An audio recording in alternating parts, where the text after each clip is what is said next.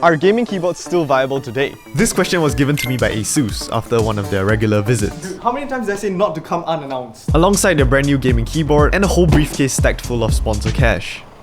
So yeah, this video is sponsored. Custom keyboards are great. They look good, they feel good, and they sound amazing.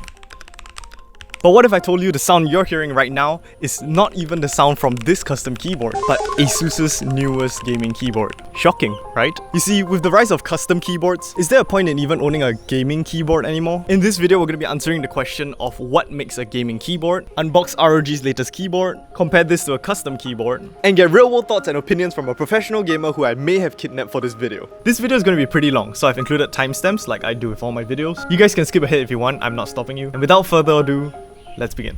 We'll start with the gaming keyboard. This is the newest gaming keyboard from Asus. It's called the ROG Strix Scope 2 96 Wireless. Why is it so long? It's hot swappable. It comes with brand new switches from Asus called the NX Snows. They are pre-looped linear switches which are partly the reason why the keyboard sounds so good out of the box. Here's how they sound like stock. A volume wheel with a programmable macro button next to it. Inside the box you also get a magnetic wrist rest, which is magnetic, textured spacebar, key puller, a USB-C braided cable, and a receiver adapter. And for those nerds out there who are keen in the internals, here is how you tear down the keyboard. First you take off the keycaps, second you have to unscrew all the screws here, which there are a bunch. And thirdly, you need something like a plastic spudger or this guitar pick to pry out all the plastic clips that are underneath the keyboard. Be careful not to open the keyboard too fast because there is a ribbon cable over here and it's very fragile. You'll have to unpick that first before you can open the full keyboard. Taking apart the keyboard, we can see that there's a bunch of silicone dampeners inside, enough to satisfy your craving of torque, which is a very weird kink of yours. Now the thing that makes this keyboard special is the wireless connectivity. Asus calls this the ROG Speed Nova. They price their wireless technology to be so fast that you won't even notice it. And I did test it out myself and I barely noticed the delay. So yes, it's pretty fast. And alongside the wireless technology, is also the ability to connect both your ROG mice and the ROG Strix Scope 2 both into the same dongle. So dual connectivity with one USB port. I know this might not be a useful feature for some of you, but for people like me who have a whole USB extender with 8 extra USB ports, it's pretty good, you know, saving a few USB slots. So with the keyboard unboxed and reviewed, let's get to the keyboard comparison. So what really makes a gaming keyboard have more value than a custom keyboard? I mean, look, my custom keyboard can type and it's also wireless, so shouldn't I be getting this? See, there are a few factors to consider before comparing these two types of keyboard. I use the word type as I wouldn't consider this gaming keyboard to be in the same category as a custom keyboard. There are two different categories entirely. It's like comparing a sports car to a luxury car. They both drive, but one gets you to your location in luxury, and the sports car which is really fast and you can have fun with. And then there's your car. And so yeah, the category of this keyboard is a gaming keyboard, and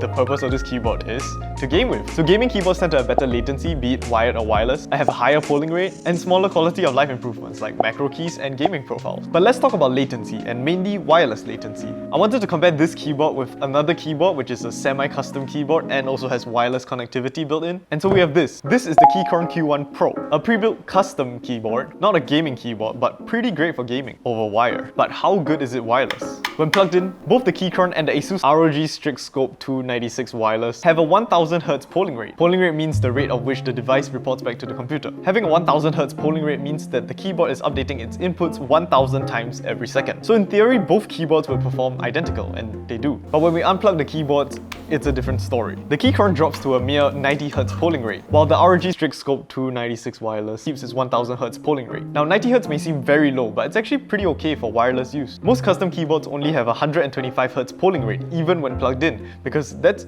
actually the standard amongst keyboards. If your keyboard is not a gaming keyboard, chances are it's probably 125 Hz. But going back to the comparison, 90 Hz is fine if you're just using it for typing or very casual gaming. But when it comes to the most competitive side of gaming, having 1000 Hz means that your inputs feel more responsive and gives you the confidence to perform better. Notice how I said confidence and not that it instantly makes you better, because it doesn't. You still suck if you suck, you just suck at a faster polling rate. But yeah, that's the main reason why I would get a gaming keyboard over a standard custom keyboard, because I am a gamer. Now with all that said, gaming keyboards are still really good for gamers, in theory. But why stop at theory? Let's put this keyboard to a real world test with a professional gamer himself. $1 or mystery gift? How do you find my house? This is Demonical, Singapore's #1 Osu player, and he's also the top 67th in the world. Osu is a rhythm game which requires precise inputs at the correct beat of the song. No! So what better way to test the gaming keyboard than a game that requires the lowest latency peripherals? Osu. I can't escape this game. So today we'll be letting him try out the Scopes 2 wireless, the 96% keyboard that Asus sent me, and see his honest opinions on it. Before starting the test, I told Demonical I was plugging the keyboard in, but in actual fact I was plugging in the wireless dongle and unplugging his cable. Will he realize it's a wireless keyboard? Only one way to find out. $1 or okay. He promptly started playing the game, and so far it seems like he doesn't know. And excuse him for the mediocre gameplay behind. This man was literally giving this keyboard his all. Although I don't think he's really that good at this game because I was barely impressed. Dude, he's so good. Look at those muscles. And after testing out the keyboard, this was what Demonical had to say. Okay, specifically for Osu wise, I think that the tapping feedback of it is really good. I can actually feel like the keys coming back up and letting me use that momentum to tap back down, like compared to other linears, they don't really do that. So overall for normal Osu play, I think it's a really good keyboard. Alright, so now comes the big review.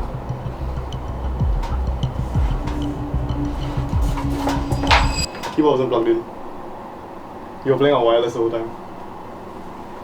So, shit, with that knowledge, what do you think of a wireless keyboard for gaming? I wasn't expecting it to feel that good. What do you think of the actual keyboard being a wireless keyboard? Wow. And yeah, that pretty much concludes this video. So, should you get a gaming keyboard over a custom keyboard? Well, that depends on your use case. For me, I can clearly say that this is probably the best zero latency wireless keyboard I've tried. But you guys wouldn't believe me because this video is sponsored. So why not go try it out yourselves?